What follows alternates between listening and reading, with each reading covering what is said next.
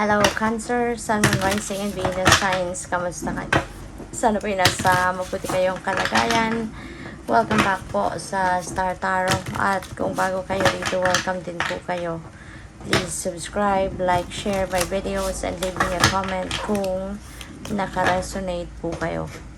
So, first card ninyo, we have the Sage. Ayan. So, baka meron kayong mentor, no? Cancer. There could be someone na lagi kayong siguro pinupuntahan para kausapin, para humingi ng advice, para humingi ng enlightenment, diba? This could be someone na maituturing ninyo siguro na mentor ninyo. O pwedeng pwedeng medyo matured na din siguro, diba? Emotionally matured person na, pwedeng immature by age din ito, marami ng experience sa buhay, pwedeng person of wisdom na to, no? Marami na siyang pinagdaanan sa buhay niya in the past, kaya na siya, marami na siyang experiences na sinishare sa'yo, at maaari, no, na nakakatulong ito ng malaki sa'yo para magkaroon ka din ng direction sa buhay, ma-inspire ka sa kanya, sa mga pinagdaanan niya sa buhay, ganon. So, we have distraction. So, pwede, Cancer, na meron ditong changes na mangyayari sa buhay mo, at maaring yung mga pagbabagong ito, something na kailangan na talagang repasuhin ninyo, kailangang sirain, kailangang tanggalin, pwedeng ganon, in order for you to build a stronger foundation, sa kung anumang area of life ito magre-resonate sa inyo, diba? Say for example, parang kunyari isang building, diba? Kung ang isang building sira na, kailangan ng i-repair, pero pwedeng cosmetically pwede mong i-repair, pwedeng pagandahin, pinturahan, ganyan, pero foundation wise mahina na ang kanyang pundasyon, kaya kahit anong pagpapaganda ng building itself, pwedeng kapag may bagyo, magigiba lang din naman ito kasi talagang sira na siya, pwedeng ganon. So in order for you to build, diba, a new building na mas matibay ang pundasyon, magtatagal ng mas matagal pang panahon, ng maraming taon, kailangan ng baguhin ang pundasyon, kailangan ng gibain ang building para na makapaglay ng mas solidong pundasyon, mas matibay na pundasyon ang building na yan, para kahit anumang klaseng bagyo ang dumating, hindi ito matitibag, hindi ito matutumba or masisira, no? So ganun din ito. So kung ano man ang sitwasyon sa buhay ninyo na alam mong mas magiging ikakabuti ng sitwasyon mo, ay mas mabuting sirain na yan at magsimula kang muli. Magsimula ka ng panibagong chapter sa buhay mo. So, however this message resonates with you, kung ito yung nagkaka-resonate sa inyo, so ikaw ang tanging nakakaalam niyan kung anong area of life ang kailangang baguhin na ang pundasyon. Okay? So, tingnan natin kung ano pa ang mga messages. And by the way, maraming salamat for subscribing. And if you haven't subscribed yet, subscribe na kayo. And also, maraming salamat din for not skipping the ads. Malaking bagay yan sa akin. And also, please click the join button sa baba ng video kung gusto niyo na mag-join sa membership. Salamat.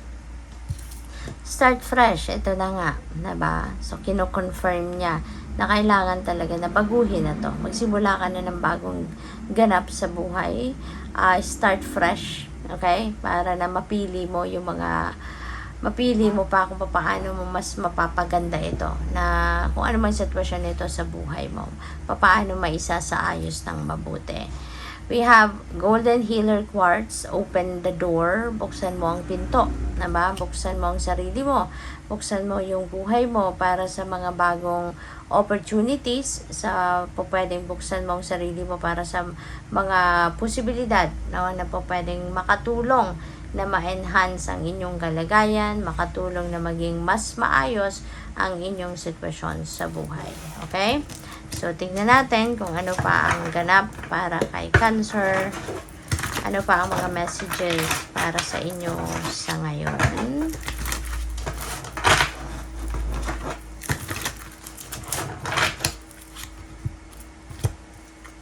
So, we have the Five of Pentacles. Ayan. So, Five of Pentacles this is related to money. This is related to finances. Baka ang iba sa inyo sa ngayon, baka nangangailangan kayo ng pera. Baka ang iba sa inyo sa ngayon, nangangailangan ng financial support. Okay? Maybe you need something, maybe you need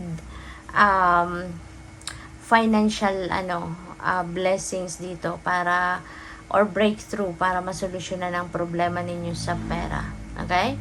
So, what else? We have King of Pentacles. Ayan. So, walang problema, Cancer. Dadating at dadating ang financial breakthrough.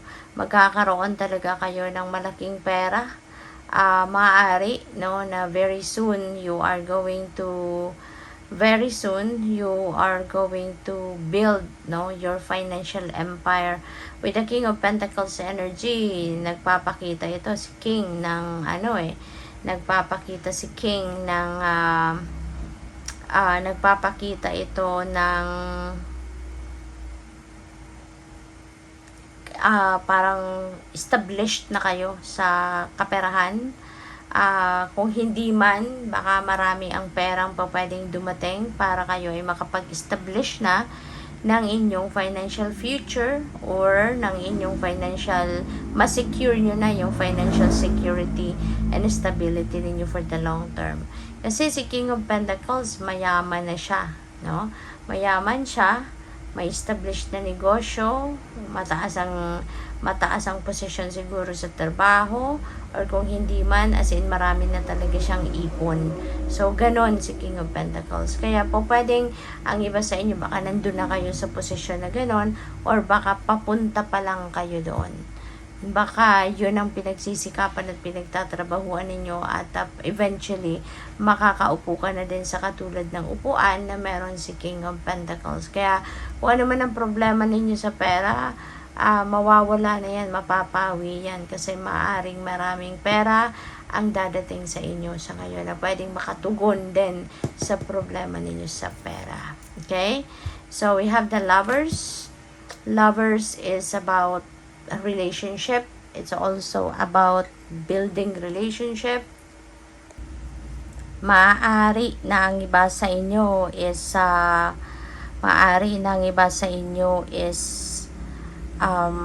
baka papasok kayo sa bagong romantic relationship kung kayo ay single pa, or pwedeng meron na ditong pag-uusap about pag-aasawa, no? For some of you na nandoon kayo sa boyfriend-girlfriend stage na.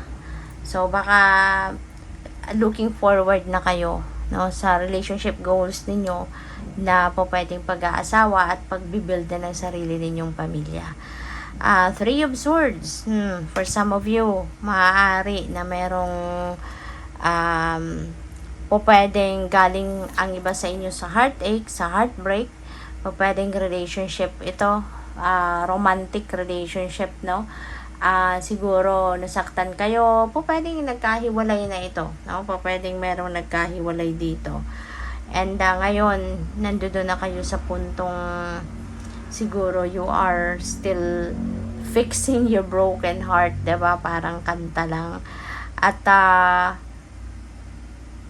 pwedeng ito yung parang aftermath, maaaring naiiyak pa rin ang iba sa inyo. Naiiyak, apektado pa rin, hindi pa nakakapag-move on. Pero gustong-gusto nyo nang mag-move on, pero hindi pa rin kaya, no, ng puso ninyong mag-move on. Maaring bumabalik-balik pa rin sa isip ninyo. Yung bumabalik-balik pa rin sa isip ninyo yung sama ng loob. Bumabalik-balik pa rin sa isip ninyo yung difficulty, no, difficulty ng sama ng yung sakit na naramdaman ninyo. Parang minsan nare-remind pa rin kayo, kaya naiiyak-iyak pa rin kayo, kaya nahihirapan pa ang iba sa inyo na mag-move on because of that. Nahihirapan kayong kalimutan, no? Pwedeng ganun ang ganap. Pero maaaring para sa iba sa inyo, baka tuluyan ang nagkahiwalay ang iba, pero meron din siguro sa inyo ang ilang sa inyo cancer, pwedeng meron ditong pag-uusap na pwedeng magkaayos pa rin kayo, pwedeng magkabalikan pa rin, no? Pero hindi yan para sa lahat, depende yan sa inyong sitwasyon. But yeah, I'm just getting that vibe na pwedeng meron ditong magkakaayos, since we have the Lover's energy din sa taas ng Three of Swords. So good luck, thank you for watching. Love and light, namaste.